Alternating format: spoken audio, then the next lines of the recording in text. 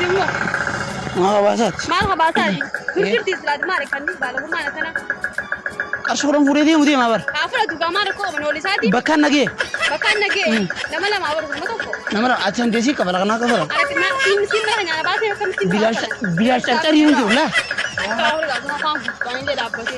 Turi bira mina waan deemu badeeti nooli kura hoy nama anja dhama. Ish. Guyaan seeree min tolcheen duraanu.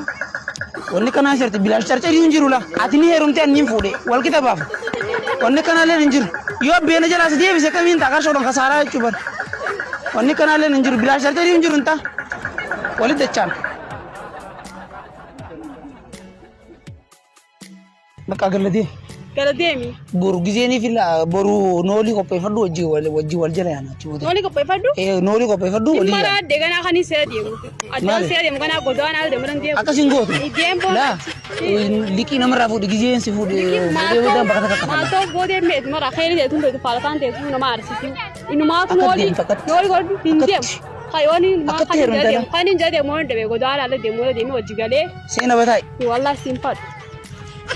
Seena bayoo kati hin deemne jala noolii qopheeffadhu borojjaan yookiin liqii fuudhi. Liqii haa fudhattu. Seena ba liqii fuudhi bakka takkatti gaafa ol fuudhe sirraa kafala.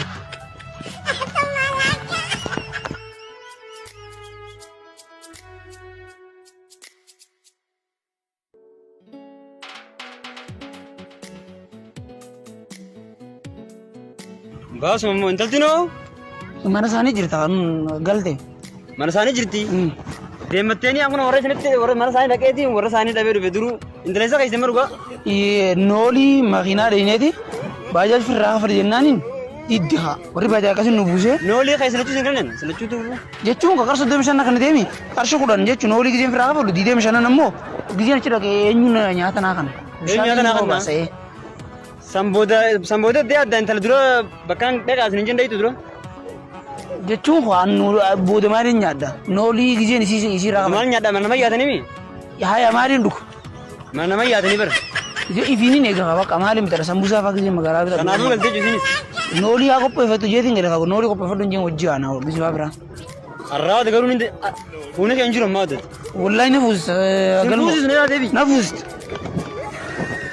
na fuusi jira akka galchitee deemu fuudhi akka galchiteetti na foonis maalee hiyyoo maalee hiyyoo Warra baajaajii fudhate qarshii qabuudha. Maallaqa balleessitee intalaas galchitee na darra taa'u. Nafuusa amma itti akka anolee qopheessu. Simfuusisu. Tara lama seela kaya tara lamaan carraan kan gubatee jira. Simfuusi laalaan tarree. Hanga ati fuutuu hinafu hin jenne hinafuunis jala hinafu. Waliin si qixxeessa moo ta'uu loonu.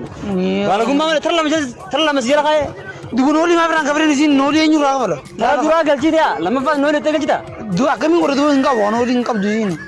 Deemmatteetiin fi noolii kabalti. Noolii hin qabdu kamiin godhatu jechuun amma fakkeenyaaf isiin ni heerumti anniin fuudhaami dantaa gara lamaaniiti maaliif isiin noolii firaan kabadde anarraa kabala noolii. Dantaa maaltu fide jaartiiti. Jaartiiti yoomna kaanaa godhan gana na kaanaa godhani.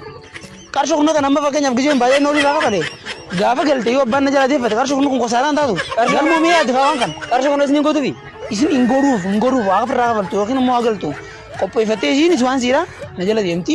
Fetu liqii haa fuutu guyyaa wal fuunee fuutan irraa kabala. Naati. Qarshii olan guutuun disaafi. Jaartitii. Barammaa ta'u inni deemmadee jaartitii. Si jala kaa'uufis dararameetiin. Egaa gaafa gartee isin fuudha gaafattee aruusan garuu hin taane akkamiin godhattee? Akkamiin godha salaa?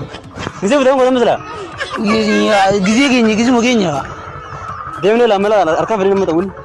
Nafuusi jira. Nafuusi sana maata. Nafuusi.